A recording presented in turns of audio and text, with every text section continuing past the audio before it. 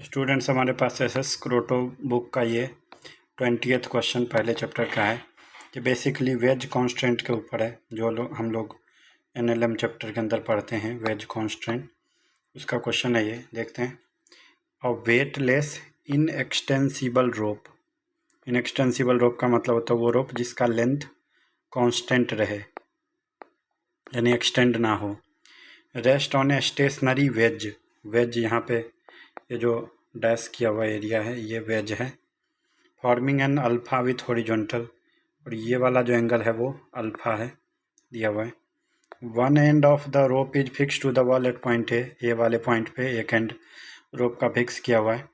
A small load is attach to the rope at point B, और B वाले point पे क्या है कि ये एक लोड है जो इसी रस्सी से अटैच कर दिया गया है रोप से। अब कह रहा है wedge starts moving to the right with a constant acceleration A. अब जो ये वेज है, ये वाला जो ट्रायंगुलर शेप का वेज होता है, ये ए एक्सेलरेशन से मूव करना शुरू कर देता है दाहिने तरफ, राइट की तरफ। तो हमें पूछ रहा है acceleration A1 of the load when it is still on the ways निकालने के लिए हमको बेसिकली पूछ रहा है कि लोड का एक्सेलरेशन क्या होगा।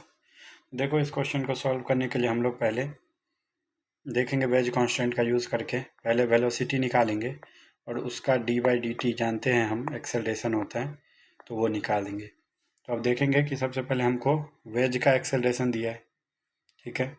तो हम इसका अब इसको पहले देखते हैं कि ये कैसे बनेगा। तो सबसे पहले देखो कि इन्हीं फर्स्ट कंडीशन में ये ऐसा था, यहाँ पे था अपना कहीं पे तो लोड बी।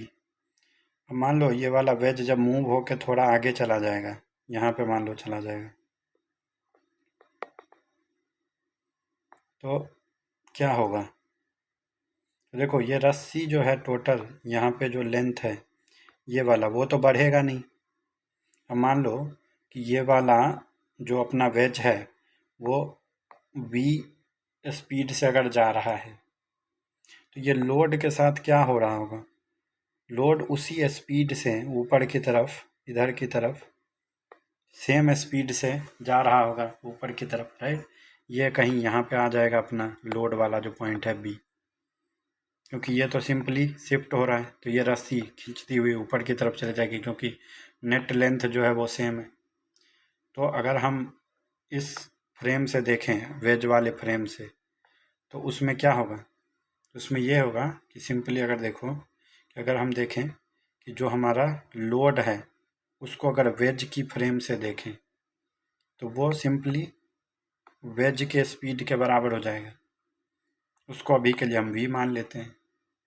तो अब देखो कि अगर हम देखें कि अब हमें क्या पूछा है कि ग्राउंड फ्रेम से बताओ इसका। तो ग्राउंड फ्रेम से अगर हम देखें velocity of load with respect to ground, तो ये क्या होगा। ये होगा velocity of load with respect to wedge plus velocity of wedge with respect to ground. और जानते हो ग्राउंड तो जीरो होता है, तो ये लिखने की जरूरत नहीं है। तो वेलोसिटी ऑफ लोड जो होगा वो होगा velocity of load with respect to wedge plus velocity of wedge, इन दोनों का समेशन वेक्टर का, सारे वेक्टर्स हैं। तो अब हम जानते हैं वेक्टर चैप्टर का यूज़ करेंगे इसमें, और ये दोनों ही हमें कितना है, velocity of load with respect to wedge भी v है और वेलोसिटी ऑफ वेज भी v के बराबर है। तो और लोड किधर की तरफ जा रहा होगा, तो लोड ये अलोंग द इंक्लाइन जा रहा होगा, तो ये होगा वेलोसिटी ऑफ LW। और ये कितना होगा, इधर की तरफ वेज जा रहा है तो वेलोसिटी ऑफ वेज, और दोनों ही का मान जो है वो v के बराबर है। और इन दोनों वेक्टर के बीच में एंगल कितना है, ये अल्फ़ा है तो ये पाई माइनस अल्फ़ा हो जाएगा। तो बेसिकली हमको दो वेक्टर जिनके बीच में एंगल पाई माइनस अल्फ़ा है उसका वेक्टर समेशन पूछ रहा है, तो वो हम निकालने का ट्राई करते हैं। तो क्या होता है जब दो वेक्टर पाई माइनस अल्फ़ा पे हो तो इनका जो रिजल्टेंट होता है वो कितना होता है। तो इनका रिजल्टेंट हमें पता है कि जो VL हम बोल रहे हैं velocity of load with respect to wedge, इसका जो मैग्नीट्यूड होगा वो होगा √a² + b² + 2ab cos theta. तो a का मान भी b है, b का मान भी b है, तो v² + v² + 2b × v, तो यानी v² cos थीटा कितना होगा यहाँ पे पाई माइनस अल्फा के बराबर। इसको अगर हम सॉल्व करेंगे तो क्या आएगा, यह आएगा 2v² plus 2v² cos pi minus alpha हो जाएगा कॉस अल्फा। तो ये हो जाएगा 2v² कॉमन आ जाएगा 2v² 1 प्लस कॉस अल्फा, और इसको हम क्या लिख सकते हैं 1 प्लस कॉस अल्फा को हम लिख सकते हैं साइन स्क्वायर अल्फा बाई 2 के बराबर। तो ये अंदर में आ जाएगा वी एल का जो मॉड है वो 2v² into sine square alpha by 2, ये बाहर आएगा तो सॉरी ये 2 आएगा यहाँ पे, तो 2 इंटू 2 हो जाएगा 4, तो बाहर आ जाएगा 2v साइन अल्फा बाई 2। ये मेरे को पता चल गया वेलोसिटी ऑफ लोड। बट हमें पूछा तो एक्सेलरेशन है, तो हम जानते हैं कि जो एक्सेलरेशन होता है वो सिंपली वेलोसिटी के डिफरेंशियल के बराबर होता है।